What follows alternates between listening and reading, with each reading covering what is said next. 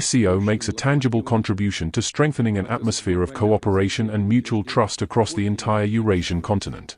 In doing so, it helps lay the political and socio-economic foundations for a new system of stability, security, and peaceful development in Eurasia, a system that would replace outdated Eurocentric and Euro-Atlantic models, take into account the interests of the widest possible range of countries, and be genuinely balanced, thus preventing attempts by some states to ensure their own security at the expense of others. Taking this opportunity, I would like to say that Russia adheres to the same approaches with regard to the crisis around Ukraine. Let me remind you that this crisis did not arise from Russia attacking Ukraine, but from a coup d'état in Ukraine, supported and provoked by the West, followed by attempts to use military force to suppress the regions and people of Ukraine who rejected and did not accept that coup. The second reason for the crisis lies in the West's constant efforts to draw Ukraine into NATO, which, as we have repeatedly and consistently stressed over many years, represents a direct threat to Russia's security. It is worth recalling that as a result of the 2014 coup in Ukraine, the country's political leadership that opposed NATO membership was removed from power. We highly value the efforts and proposals of China, India, and other strategic partners aimed at facilitating a settlement of the Ukrainian crisis. I would note that the understandings reached at the recent Russian-US summit in Alaska, I hope, are also moving in this direction, paving the way towards peace in Ukraine. Naturally, for a Ukrainian settlement to be sustainable and lasting, the root causes of the crisis that I have just mentioned, and have spoken about many times before, must be addressed, and a fair balance in the sphere of security must be restored. How would you rate today's talks as a whole in this entire summit? There were not so many talks as there were two summits, the SCO and then the SCO Plus with the participation of 12. I think, countries that are observers, dialogue partners, or were invited by the Chinese President, Xi Jinping. It was a very meaningful discussion based on different examples and initiatives, but it was moving in the same direction. A multipolar world is being formed. Western countries are trying to prevent this, trying to maintain their dominance by resorting not to negotiations, not to methods of fair competition, but to direct blackmail, pressure, sanctions, and, of course, the colossal abuse of the dollar's role in world affairs, the tariff wars that the United States imposes on everyone else. And the general opinion was that all this had nothing to do with an attempt to defend the legitimate rights of the West in the global economy and in world politics, but was simply being used as a means of suppressing competitors. It is obvious to everyone that the competitors have not just grown up, but are already ahead of the historical and collective West in most indicators. And this is the determination, I would say, not succumbing to provocations, defending their rights in full compliance with international law, the UN Charter and the principles of the international monetary and financial trading system, which the West itself promoted at the time. This determination, the focus on defending their legitimate interests, it is evident. This is probably the main result of the SCO and SCO Plus summits. And a number of initiatives have been introduced, including by the President of the People's Republic of China on the reform of global governance, the development of a green economy, and cooperation in the field of modern technologies, including artificial intelligence. All this has been taken into account and will be discussed in the SCO bodies when Kyrgyzstan takes over the chairmanship from tomorrow. How much detail was discussed about the Ukrainian crisis at the summit and behind the scenes?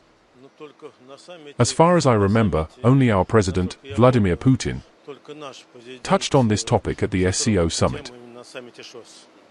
Otherwise, I did not hear anything else about it in any of the other speeches. Naturally, it was discussed behind the scenes. Yesterday, I mentioned that our President had discussed the agreements reached in Anchorage with President Trump. He, Putin, discussed this topic with many of his colleagues, including Chinese President Xi Jinping and Indian Prime Minister Narendra Modi. So, naturally, the Ukraine issue was not left out. You mentioned agreements. What agreements were reached in Alaska?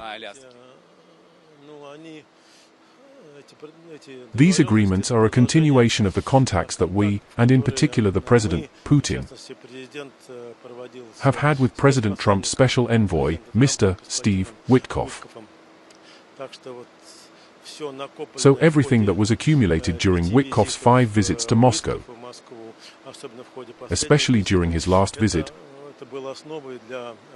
formed the basis for the conversation between our President and the US President. After that, the presidents agreed on how they would proceed.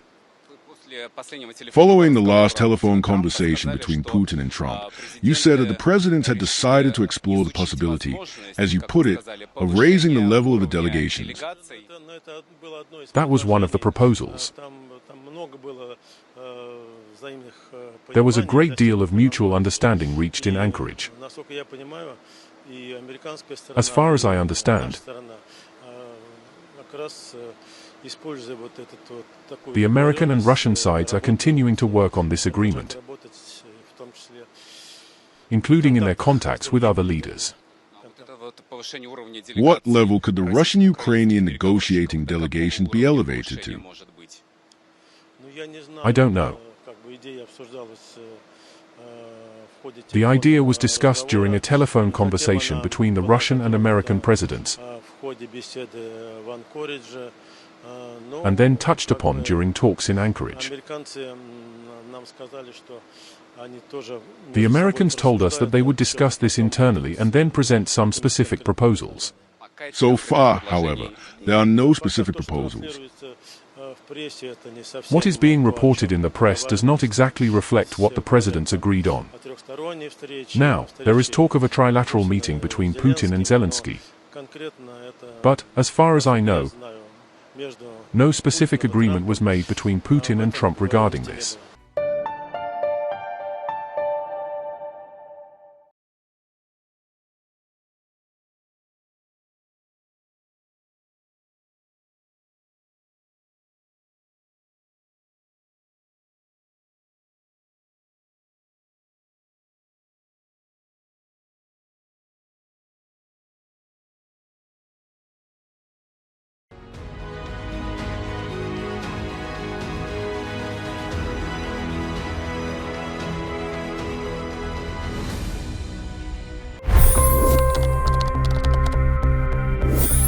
$25 crore गरीब गरीबी को परास्त करके बाहर निकले।